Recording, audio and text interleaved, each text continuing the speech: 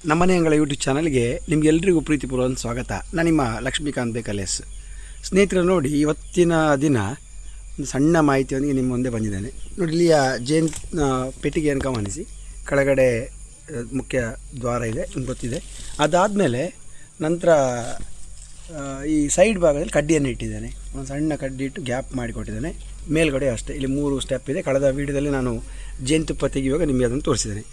ಯಾಕೆ ಈ ಕಡ್ಡಿಯನ್ನು ಇಟ್ಟಿದ್ದೇನೆ ಅಂತ ಹೇಳಿದರೆ, ಬೇಸಿಗೆಯಲ್ಲಿ ಮಕರಂದವನ್ನು ಅಂದರೆ ಈಗ ಜೇನುತುಪ್ಪದ ಸೀಸನ್ ಟೈಮಲ್ಲಿ ಇದು ಈ ಕೆಳಗಿಂದ ಇಲ್ಲಿಂದ ಹೋಗಿ ಮೇಲೆ ತನಕ ಹೋಗಬೇಕಿದ್ರೆ ಅದಕ್ಕೆ ಸಮಯ ಹಿಡಿತದೆ.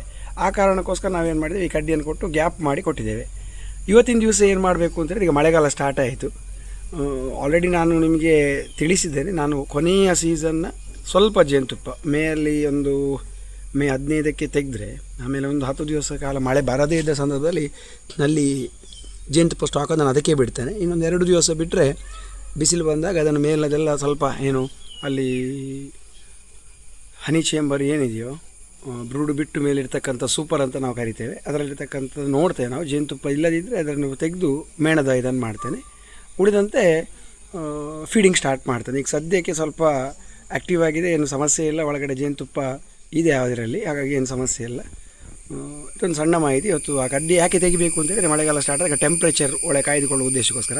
ನೀವು ಕೂಡ ಬೇಸಿಗೆ ಸಂದರ್ಭದಲ್ಲಿ ಹೀಗೆ ಮಾಡಿ ಮಳೆಗಾಲದಲ್ಲಿ ಅದನ್ನು ತೆಗೆದು ಒಂದು ಒಳ್ಳೆಯ ಜೇನು ತುಪ್ಪ ನಿಮಗೆ ಸಿಗುವ ಹಾಗೆ ಆಗಲಿ, ಜೇನು ಕೃಷಿಕರಾಗಲಿ ಅಂತ ಹಾರೈಸ್ತಾ ಈ ಒಂದು ಸಣ್ಣ ಮಾಹಿತಿ. ನೀವೆಲ್ಲರೂ ಈ ಒಂದು ವಿಡಿಯೋ ವೀಕ್ಷಿಸೋಕ್ಕೆ ಧನ್ಯವಾದಗಳು.